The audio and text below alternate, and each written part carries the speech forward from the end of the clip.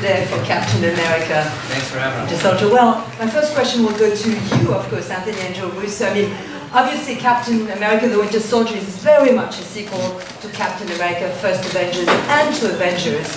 How exciting was it to embrace both the Marvel Cinematic Universe and the Captain America, the heroic mythology is? And how did you make him your own? Comment se sont-ils appropriés l'univers Marvel, bien sûr, et aussi la mythologie de Captain America? It's interesting. It's been an interesting journey for us. I mean, I started collecting comic books when I was 10 years old. I have a very large collection still in my closet, thousands of books. So we're fanboys. I loved Captain America as a kid, but there were components of the character that I thought were a little superficial and somewhat jingoistic. Ed Brubaker wrote this great run in 2005 about the Winter Soldier. It was deconstructionist and postmodern and a very interesting take on Captain America. It was thematically, it turned the mythology on its head. So we really embraced that. I started collecting. Frank Miller was a very important writer, and he was a big influence on us. Sorry, go ahead, Trey. Voilà, et bien pour nous, ça a été évidemment un voyage passionnant parce que depuis l'âge de 10 ans, je collectionne les comics justement et j'ai toujours dans mon placard des milliers de comics. Donc nous sommes vraiment des fans absolus.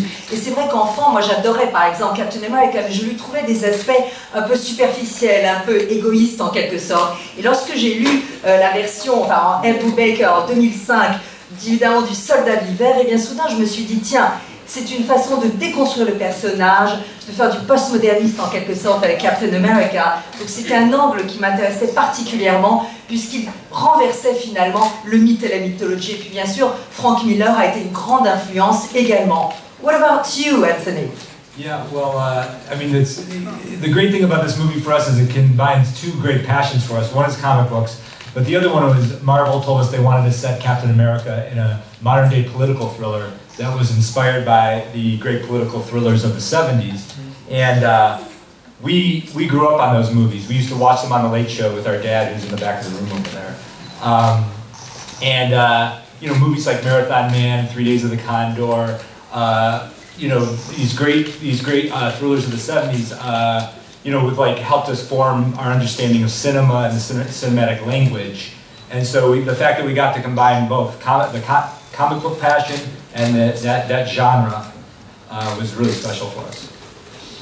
Alors c'est vrai que il y avait deux choses vraiment qui étaient aussi fascinantes, c'est que nous pouvions grâce à ce film finalement combiner deux passions, celle que nous avions évidemment pour les comics, mais aussi celle que nous avions pour les thrillers politiques des années 70, finalement qui nous ont fait grandir. Je me souviens de regarder avec notre père, qui est d'ailleurs là-bas au fond de la salle, The Late Show, et on regardait Marathon Man ou bien les 3 jours du Condor, et c'est vrai que pour nous c'était vraiment un modèle, un genre que nous avons pu explorer grâce à Captain America. Donc vraiment ce mix évidemment de Marvel, du Captain America, mais aussi des thrillers politiques des années 70 sont deux influences dominantes dans ce film.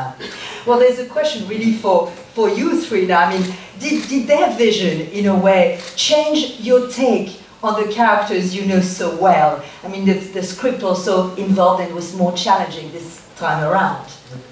Yeah, personally, very much so. I mean, you always have to have a certain marriage with your director, not just in an intimate, personal level in terms of the interpretation of your performance, but just knowing visually what they're going for. You know, filmmaking is a very intangible process, so the more communication you can have with your director, the better the final product will be. But my first meeting with the Russos was so promising because we really had such similar aspirations as to where we wanted to take the character and how we wanted him to move, especially physically.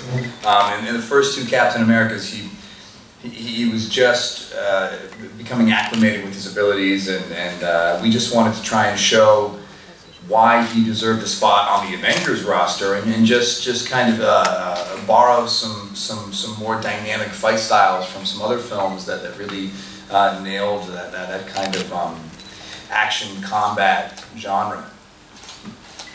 Alors, c'est vrai que c'est très important lorsque l'on tourne un film qu'il y ait une relation très personnelle avec le ou les réalisateurs, presque un mariage, parce que visuellement, c'est vrai qu'un film, l'art de faire un film, eh bien c'est très intangible.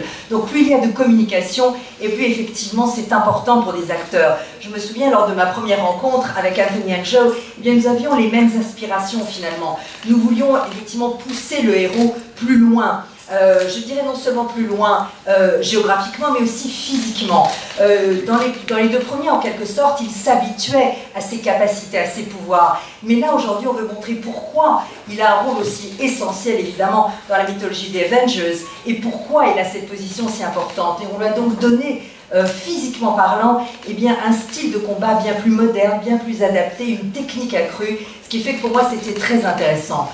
What about you, Scarlett, the Black Widow? How much have you changed or not with the vision? I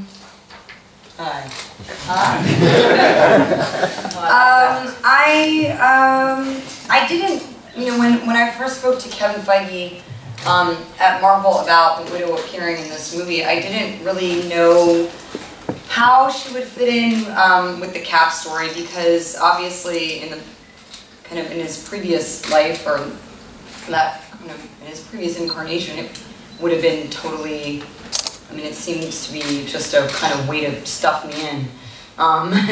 And of course, after I heard, you know, the Russo brothers' take through Feige's words about, you know, this sort of flavor they wanted to infuse this film with, you know, that kind of 1970s political thriller, and you know, of course, it was my character having sort of this past that would definitely favor towards a kind of an espionage type of story. That made much more sense to me. I mean, obviously these characters don't really fit in a romantic context, so you know, it was kind of about trying to find a kind of a common ground between them. And I think you kind of do find an unexpected common ground, kind of similarities between them. Alors là, c'est vrai que lorsqu'au départ, j'avais rencontré Kevin Feige de Marvel, bien sûr, qui dirigeait Studio Marvel, eh bien, je me demandais vraiment comment mon personnage allait finalement exister au sein de cette mythologie. Alors c'est vrai que dans les deux précédents, eh bien, j'étais un peu juste là, comme un personnage, mais on ne me voyait pas vraiment évoluer. Alors que ici, lorsque j'ai parlé avec effectivement les frères Russo, en quelque sorte, et leur vision du thriller politique des années 70, soudain, j'ai aimé le ton particulier, la vision particulière qu'il voulait donner à ce personnage. Et mon personnage, cette fois-ci, même si son passé reste un peu mystérieux, il y a cet angle d'espionnage qui m'intéressait beaucoup. Et puis, il n'y a pas de contexte romantique qui est possible ici. Mais justement, ce qui est intéressant, c'est qu'on trouve avec Captain America, eh bien finalement, il y a, de façon tout à fait inattendue, on découvre des similarités entre les deux personnages. Et c'est cela qui m'a intéressée. What about you, Nick Fury? I mean, did you change your take, or is it still the same Nick Fury? Well, the same Nick Fury, but interestingly enough, we don't see Nick Fury too often where he doesn't have the upper hand. So when he does feel duped, he has to reach out in another way and try and find the answers to the questions that he has in his mind and he has about his organization. And it was great. You know, it's always great to kind of come back to the Marvel Universe, no matter what. You know, we all go off and do other things, and then we come back and we put these costumes on, and it's kind of like we're the kids in the playground who come back together and kind of go, so what have you been doing? What have you been doing? So what game are we going to play today? And we all get together and we start playing this new game. And the Russos brought a new game, which was very interesting and great for us to play. So it was great. Alors là, évidemment, je suis toujours Nick Fury, mais ce qui est intéressant, c'est que cette fois-ci, on me voit davantage, en quelque sorte, dans l'action. Car lorsque je me sens trahi, eh bien, je dois agir de toute façon. Et donc, je dois trouver des réponses à des questions que je me pose non seulement par rapport à moi-même, mais par rapport, évidemment, à mon organisation.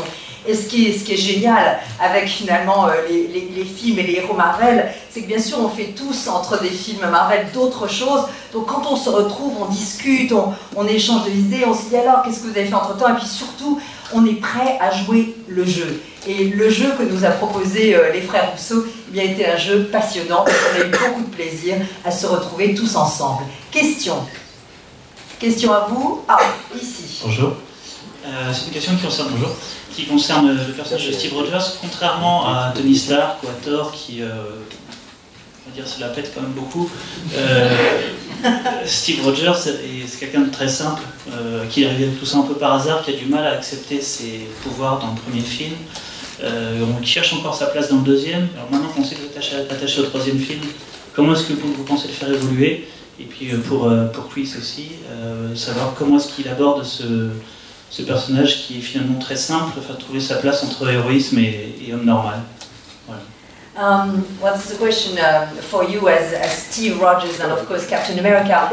Very much unlike Tony Scott or Thor, you don't basically flaunt it. I mean, you are more humble, more simple, more grounded. And now that you've accepted your powers and you're working on them, how did your character evolve?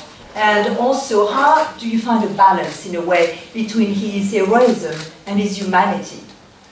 Well, he's a selfless man, which always makes it a challenge to find an arc in the character, given the fact that he refuses to bleed on people. And his acclamation is just about trying to understand the way society works today. I think it's very different than the 1940s, and I think that kind of new vision of the way things operate shines a light on what we've all become accustomed to. I don't know if I answered the question. Was that close? Well, it's your answer in a way. There it is. It's part of your answer. Alors là, début de la réponse, c'est vrai que lorsqu'on a un caractère finalement qui est comme ça, sans vanité aucune, c'est très difficile de lui trouver un arc parce que finalement c'est quelqu'un qui ne se plaint jamais. Et donc, en fait, ce qui est intéressant ici, c'est qu'il découvre que la société a extrêmement changé, évidemment, depuis les années 40, et cette nouvelle vision de la société, eh bien, évidemment, apporte une lumière crue et différente sur ce que, finalement, nous acceptons tous de plus en plus. That was part of the question. The other part of the question, I believe, was how do you balance heroism and humanity in your character? Well, I think they feel one and the same, really. I mean, I don't think he considers himself a hero. I think that's the first step. I think there's no ego. There's no this wasn't a choice. You know, this was kind of given to him, and he's made a life of giving himself back to people. So heroism, I don't necessarily think comes into the perception when he wakes up in the morning and chooses to put on the suit and be a hero. I don't think he sees himself that way. So I think that kind of strikes a balance in terms of humanity and humility, really. Alors en fait, c'est vrai que Captain America, lui, il ne se considère pas du tout comme un héros. Il n'y a pas de ego ici, ce n'est pas un choix conscient qu'il a fait, même s'il a décidé finalement de donner sa vie pour ce choix éventuellement, mais surtout le terme d'héroïsme lui-même n'est pas un mot qui entre dans son vocabulaire lorsqu'il se lève le matin, qu'il met son costume. Donc je crois que dès le départ, il y a un équilibre très sain entre finalement son humanisme finalement et son humilité profonde. Bonjour. Bonjour. Voilà. C'est une question, pardon, je suis là. Voilà, c'est une mieux. question pour Chris, Anthony et Joe. En fait, c'est tout bête, mais ça va un petit peu dans la première réponse de Chris par rapport au combat. Est-ce que c'est facile de jouer avec un bouclier toujours accroché au bras? Et pour les réalisateurs, visuellement, est-ce que c'était justement difficile d'utiliser cette arme? Well, of course, I mean, was it difficult, from the acting viewpoint, obviously, but also from the director's viewpoint, to sort of play around with his shield, because you mentioned new combat techniques, and the shield is certainly part of it. You did a good job with the shield this time. Yeah, I mean, our approach to the character was, in the 40s, he was off the streets, and he was given this superpower and this sort of John Sullivan style to the fighting, because he wasn't trained at that point. Now that he's been in the modern world for a little while, he has trained and trained significantly. We approached it as if he were the best special operative in the world and knows the most advanced fighting techniques of any soldier in the world. And of course, the shield you know, is a representative, or it's an extension of his character. So we wanted to find more unique ways to express him as a character through the shield. And we just thought about it from a very practical standpoint. It has two handles. You could hold one handle and use it in a more Eastern style of fighting. It's a defensive weapon. It's defensive. It's also offensive. So you know, it has a lot of versatility to it. Alors c'est vrai que dès le départ, lorsque nous avons abordé ce personnage, eh bien, dans le premier, il combattait en quelque sorte à la Johnny Sullivan, c'est-à-dire vraiment c'était quelqu'un qui n'était pas entraîné, qui n'était pas exercé. Aujourd'hui, dans les temps modernes, eh bien, on voit, en tout cas on a voulu montrer qu'il avait énormément pratiqué et exercé ses pouvoirs et que sa technique de combat est extrêmement moderne. Donc le bouclier pour nous est une extension naturelle de son personnage, de sa personnalité. Donc c'était très important de montrer à travers le bouclier les différentes facettes de son personnage. Par exemple, on lui a donné 2 poignées, ce qui lui permet de combattre un peu plus de la façon, vous voyez, asiatique. C'est-à-dire que c'est à la fois une arme de défense et à la fois une arme d'attaque. Donc nous avons voulu que ce bouclier soit finalement aussi versatile et aussi complexe que d'autres personnages. What about you? Was it like easy, more difficult to handle the shield he was asking? I mean, well, it certainly became easier given the fact this is the 3rd time back with the shield, so it's only more and more comfortable in terms of, you know, feeling like it's an extension of your arm. But they did a really good job of using it again as a weapon, as opposed to just a defensive tool. In the comic books, you never get to see how it actually moves. You know, I think there's been I don't want to reference a video game, but I'm going to. In the video game, the shield is used so effectively, and I remember the first time I played it after the first film came out, I just thought we need to start using the shield in a more dynamic manner, because it really is an interesting weapon, and it doesn't have to be used solely for defensive purposes. And this is what the Russos put into their plan, and I think they really incorporated it beautifully. In not just the fight sequences, but in their special effects approach as well. Alors c'est vrai que pour moi c'est un peu plus facile parce que c'est la 3e fois, donc je me sens très à l'aise avec ce bouclier qui est comme une extension de mon bras. Et c'est vrai que ce qui est intéressant, c'est qu'ici il est utilisé vraiment comme une arme et pas simplement comme effectivement quelque chose qui sert à se défendre. Et je dois dire que dans les comics par exemple, on ne voit jamais vraiment la façon dont il bouge.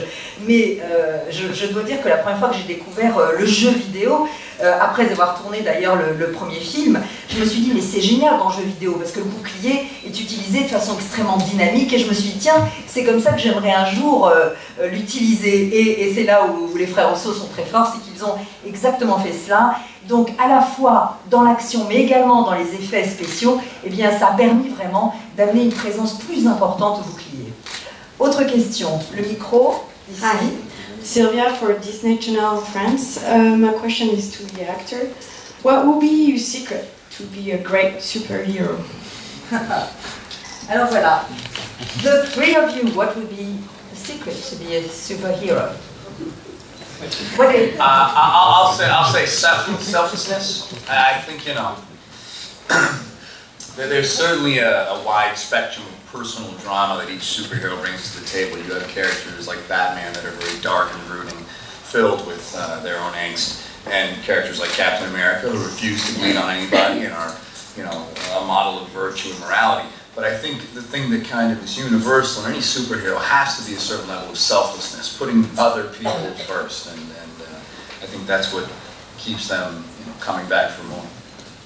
Alors pour moi en tout cas c'est cette sorte de générosité, de ne jamais penser à soi. Bien sûr, chaque super-héros en quelque sorte est porteur de drames divers. Par exemple, Batman est très différent. Très dur, c'est un monde dur, c'est un monde noir, alors qu'au contraire, Captain America, eh bien, lui, refuse ce genre d'être du côté de la force obscure, et dans la vertu, la moralité. Mais je crois que ce qui caractérise le super-héros, en quelque sorte, c'est effectivement eh bien, son altruisme total. What about you, Scarlett? What would it take to be a superhero in your eyes? Just rock hard abs. What? Really, like a 6-pack. Oh, okay. Or maybe an 8-pack. All right. I never seen. Well, maybe you have one. Hemsworth as a name. I'd say probably Hemsworth St. Pat. Ouais. Donc voilà, donc c'est en fait, vous l'avez compris, les muscles. Hein, voilà, il parlait évidemment de Chris Hemsworth également. Donc pour vous, c'est les muscles. What about you? I'm not a superhero. I know you're not. As the question was addressed to the three actors. Probably tolerance, being able to tolerate the lesser beings on the planet. Alors voilà. Don't look at me. Thanks, Neil. Alors voilà, une tolérance en particulier envers les êtres inférieurs. Et évidemment, Scarlett, ne me regarde pas quand tu dis ça. Et d'ajouter, mais tu ne serais jamais une créature inférieure. Question, autre question? Oui? Bonjour, hello. Got a double question for the directors. The first about the deleted scenes in the movie. Which are they? The one you miss the most, and maybe would like to put back in an extended cut maybe later. And the second part of the question is about the Easter eggs in the movie. We know that Marvel movies are full of them, and which ones are in this one, and specifically in the final target list of Insight. There are names we might see if we freeze frame the image. Alors voilà, c'est une question évidemment qui s'adresse au réalisateur. Des scènes qui ont été coupées, est-ce qu'on les verra un jour dans une version Director's Cut au DVD? Et puis est-ce qu'il y a des clins d'œil, des Easter eggs, comme souvent c'est le cas dans les films Marvel? Well, you need to consult now, the two of you. Alors. Yeah, the first question was about deleted scenes, right? Deleted scenes. Yeah, well, you know, fortunately, we've been working on this movie for over 2 years now, so it was a long period of time we spent developing the script with the writers, so by the time we got to shoot the movie, the script was very tight, and the movie is remarkably, the final edited movie is remarkably similar to the script. There are a couple of small scenes that have been deleted though, and they will be on the DVD, and the best of them is a scene between Scarlett and Sam, where they have a very nice character moment near the end of the film. It's kind of like Joe and I always say, it's kind of like a master class in acting, watching them in the scene together. It was really excellent. But it was just during, you know, sort of a lull in the movie. You know, we just didn't need that kind of soft character moment at that time, and we ended up cutting it. You certainly did need a soft character moment, you're right. Alors voilà, à propos des scènes que vous ne verrez pas dans le film et que vous découvrirez probablement dans le DVD, eh bien d'abord, comme il y a eu à peu près 2 années de développement, donc le scénario et le montage final du film eh bien, sont extrêmement similaires. Mais il y a une scène en particulier entre Scarlett et Sam qui est un moment un peu doux, que j'appellerais une masterclass, un peu pour montrer leur jeu d'acteur. Mais on a considéré que vers la fin du film, ce moment un peu doux, eh bien peut-être ne collait pas avec la fin du film. The second part of the question was about the Easter eggs. So which, do you have any like Easter eggs that you want to discuss, or maybe want to give it a secret? There are a lot of, especially the end yeah. sequences also. By the way, we actually had a conversation with Scarlett about that scene, and I think she was the one who recommended at the time that section might have been a little slow. And she said, I can't believe this, but I think maybe we should take that scene out. Alors ça, this is selflessness. Yes, that is that's a hero. That's a hero.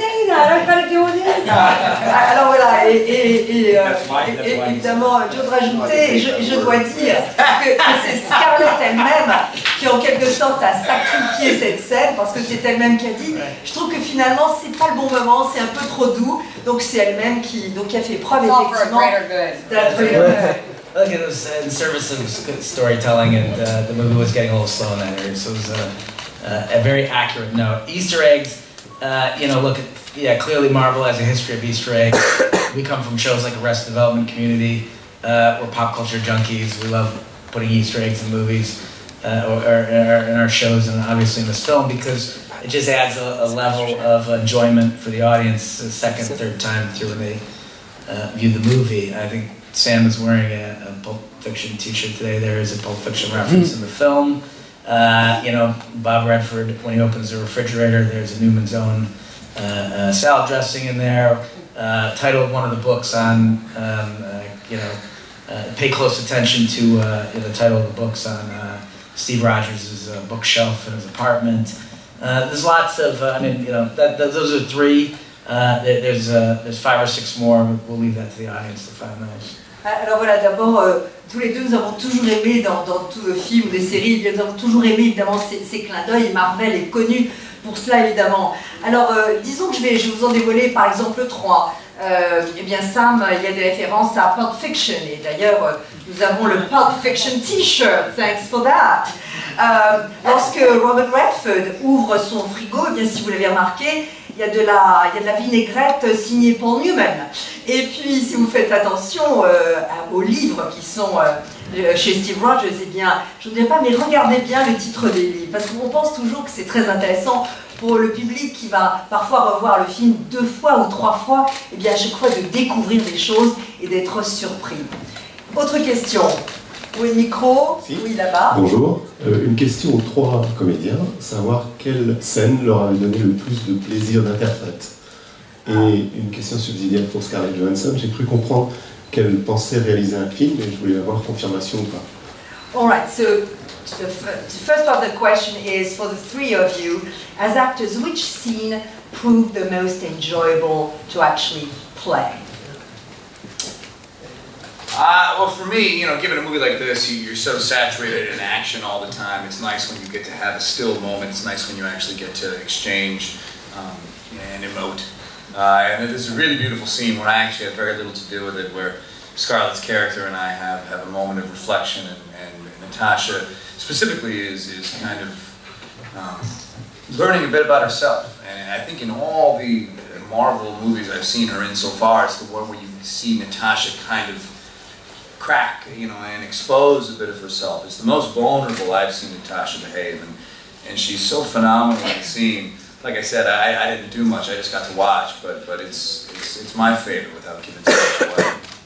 Alors, en ce qui me concerne, c'est vrai que dans la mesure où le film est effectivement plein d'action, eh bien pour moi, ce qui est intéressant, c'est les moments un peu plus calmes, où on peut vraiment faire parler l'émotionnel. Il y a une scène que j'aime beaucoup, dans laquelle d'ailleurs je fais très peu de choses, mais en revanche, Scarlett, dans le personnage de Natasha, eh bien, montre un aspect d'elle-même qui est très rarement vu, et à la fois dans les comics et dans les films, c'est-à-dire une certaine vulnérabilité. Pour la première fois, elle s'ouvre un peu. Et ça, pour moi, c'est une scène, de nouveau, à laquelle je n'ai pas beaucoup participé parce que je l'ai regardé jouer. C'est un moment qui m'a touchée infiniment. What about you, Scarlett? What would be the scene you had the most pleasure in? The deleted scene with Sam, probably. No, I'm just kidding. J'avais compris la scène qui n'est plus dans le film. Non, non, c'était blague. I mean, that was one of the most pleasurable for me. And then, of course, the scene that Chris just described. And I think anytime, you know, these films, of course, the productions are huge, and we were there for the entirety of them. And, you know, there's plenty of days where, you know, we just kind of do that, like, stop, look, run, acting, run kind of thing. You know, and that could go on for 2 weeks while a huge sequence is being filmed. You know, of course, the impact of the sequence in the end is explosive, but, you know, it's not like what you wake up to do every day. You know, it sort of becomes a kind of a job at that point. And I think all of the scenes where I got to work with Sam, or, you know, where I got to work with Chris or Anthony or Kobe, I mean, scenes that we were actually really enjoying, you know, the written word, and, you know, be able to have give a nuanced performance. You know, that's the joy of coming to work every day. You know, is really being able to play with other actors, and you know, luckily this time around I think we had quite a few good moments like that. Alors pour moi, évidemment, c'est la scène, donc vous ne verrez pas, mais que vous la verrez en DVD que j'ai eu avec Samuel Jackson, mais c'est évidemment aussi la scène que vient de recréer Chris, parce que, évidemment, il faut comprendre que c'était une production énorme, et parfois, pendant 2 semaines, nous tournions une séquence où il n'y avait que vraiment à courir, s'arrêter, enfin vraiment des scènes d'action pure et dure, même si on sait qu'une fois le film monté, cette scène sera explosive et formidable, ce n'est pas ce n'est pas le plus agréable pour un acteur. En revanche, toutes les scènes où l'on nous permettait, justement mes scènes avec Samuel ou bien mes scènes avec Chris, de jouer, d'être dans le verbe, d'être dans le scénario, de pouvoir nuancer mon personnage, eh bien ça pour moi c'était ce qu'il y avait de plus agréable. Et je trouve que dans ce film, dans Soldat de l'hiver, eh bien, il y a vraiment davantage de scènes comme celle-ci qu'auparavant. What about you, Samuel? I wouldn't say it was the most fun, but but interesting. Only because as a young actor, you know, you sit in the theater and you look at famous actors on the screen, and it never occurs to you that you're going to be on screen with one of those famous actors. So those days that I worked with Redford were really interesting, just to be there in that space with him and to be able to do, you know, those scenes and, you know, say to yourself when you get home and you can talk to your friends and go, so what'd you do today? I said, I actually worked with Redford today. Redford? Really? Robert Redford? And so, yeah, those kind of things are always surprising, even for me. I can still be surprised. Alors, je ne sais pas si j'appellerais ça les scènes les plus drôles, mais en tout cas, c'était très intéressant pour moi. Vous savez, jeune, lorsque je regardais, jeune acteur, je regardais des acteurs comme évidemment, il parle de Robert Redford, on ne se dit pas qu'un jour, eh bien, on jouera à leur côté avec eux une scène. Donc c'est vrai que mes scènes avec Redford, eh bien, être dans le même espace que lui, jouer avec lui, eh bien, c'était formidable. Et c'est vrai que quand on m'appelait au téléphone, on me dit alors qu'est-ce que tu as fait aujourd'hui? J'ai joué avec Redford. Et je me dis, ah, c'est génial. Donc c'est vrai que j'ai encore cette capacité d'être surpris. Et c'est vrai que de jouer avec Robert Redford, eh bien, était une surprise et une récompense formidable. Autre question? Alors, oui, c'est une question pour les réalisateurs, Joe et Russo. Vous avez fait de nombreux épisodes de séries comiques comme Arrested Development, Happy Endings, Community. Et est-ce que vous pensez que le tempo qu'il y a dans les séries comiques vous a aidé dans le tempo d'un film d'action? Well, you've known for, in a way, your comedy, so to speak. We're talking Arrested Development, Happy Endings, Community, etc. Do you feel that the comic tempo, in a way, helped you for the action tempo? Absolutely, that's a very accurate statement. Yes, there's timing and rhythm in comedy, and there's timing and rhythm in the action sequences.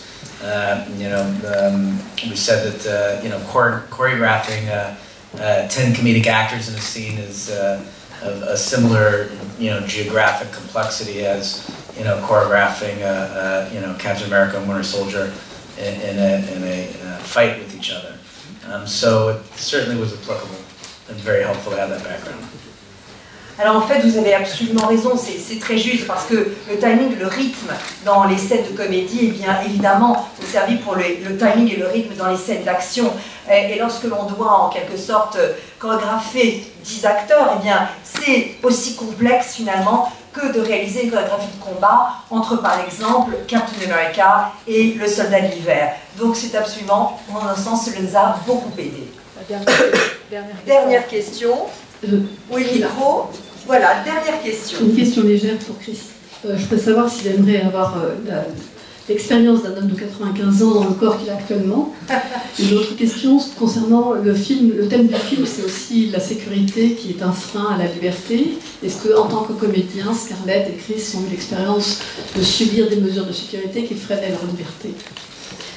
Okay. Et Scarlett n'a pas répondu à la question sur la mise en scène de son film, la direction du film. Ah oui, c'est vrai, c'est vrai. Alors, it's directing. Okay. Well, live question for Chris. I mean, would you like to be your age, have your body, but have an experience of the 95-year-old man? Wow. Wow. Sure. I mean, of course, that would make day-to-day life a lot more manageable, but I think that's part of life, is making mistakes and learning from it and growing from it, and I wouldn't want to rob myself of that experience, I suppose. Alors voilà, bien sûr, en quelque sorte, cela rendrait le quotidien plus gérable, mais moi je pense que la vie, eh bien, c'est évidemment commettre des erreurs, apprendre de ses erreurs, grandir, donc je ne voudrais pas me priver de cette expérience.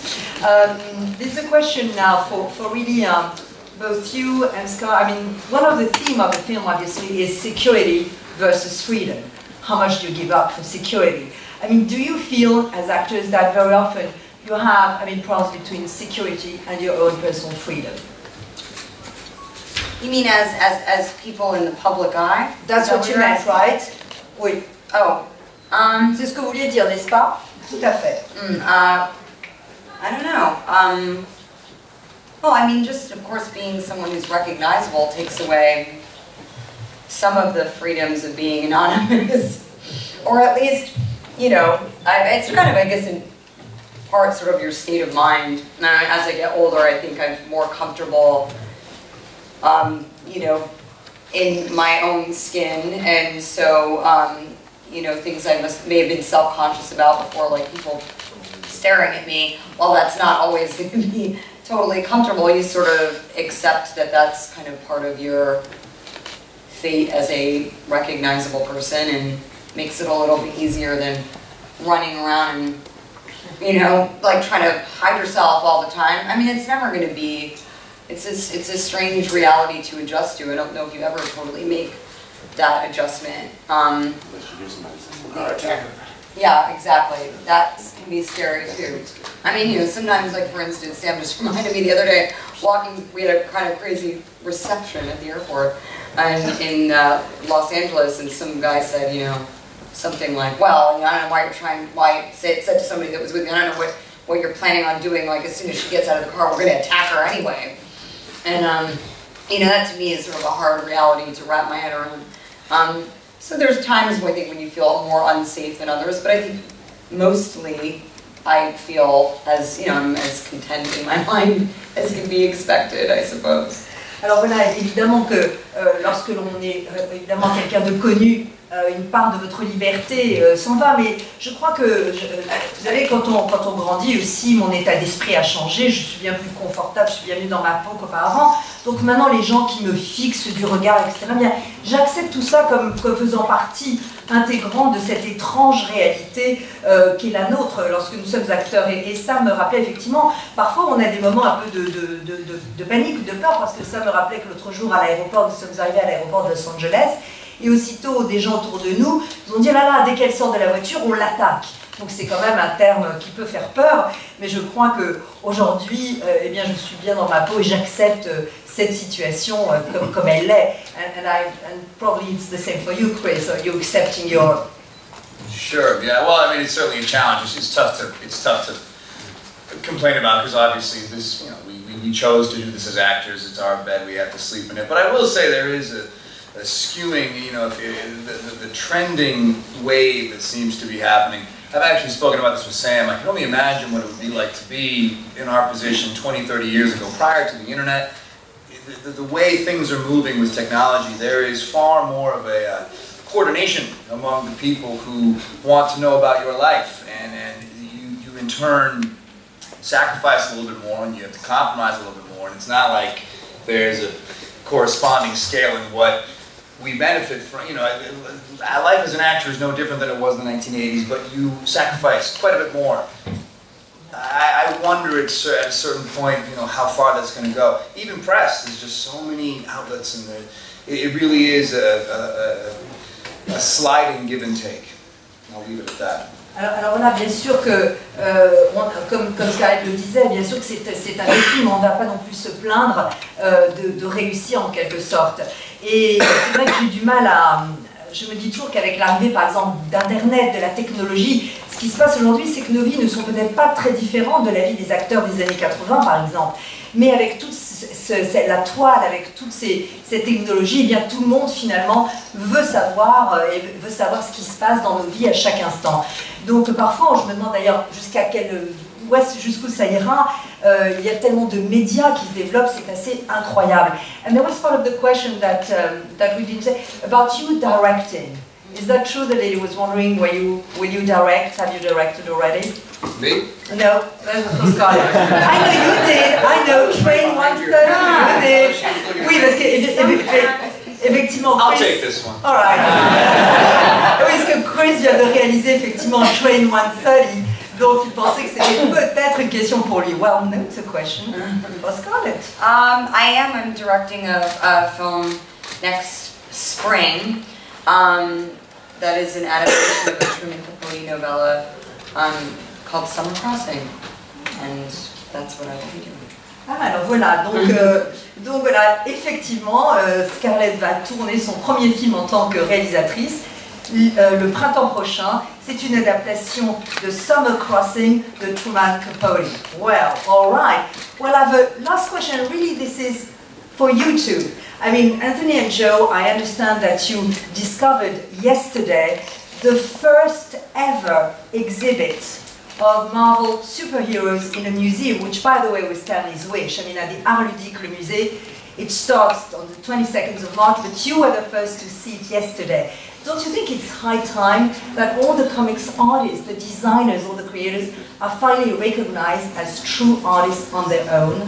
Parce que voilà, il y a une exposition, j'espère que vous allez y courir parce qu'elle est formidable. C'est la première exposition au monde sur les héros de l'univers Marvel. D'ailleurs, Stan Lee avait dit qu'il espérait qu'un jour ces super-héros entreraient au musée. Eh bien, c'est chose faite grâce à Art Ludique, le musée. À partir du 22 mars, vous avez tout l'univers des super-héros Marvel. Et eux ont été les premiers, en avant-première, à découvrir cette exposition. So what's your take on that? Shouldn't they run for Oscars as well, in a way?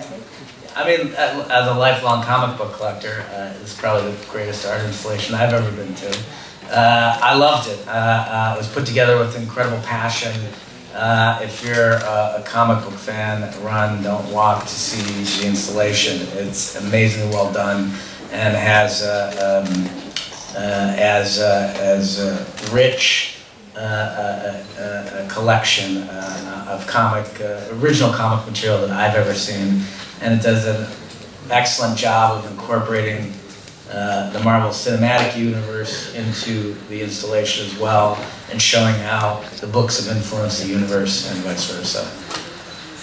Alors voilà, déjà, vraiment, si vous avez le temps, surtout, allez-y, courez-y, c'est une exposition incroyable, Art Ludique, le musée, je vous le disais, parce qu'on y voit à la fois tout l'univers cinématique de Marvel, avec les installations, et l'on voit à quel point, effectivement, les comics et les héros ont influencé notre univers à nous. Voilà, merci infiniment. Thank you very much.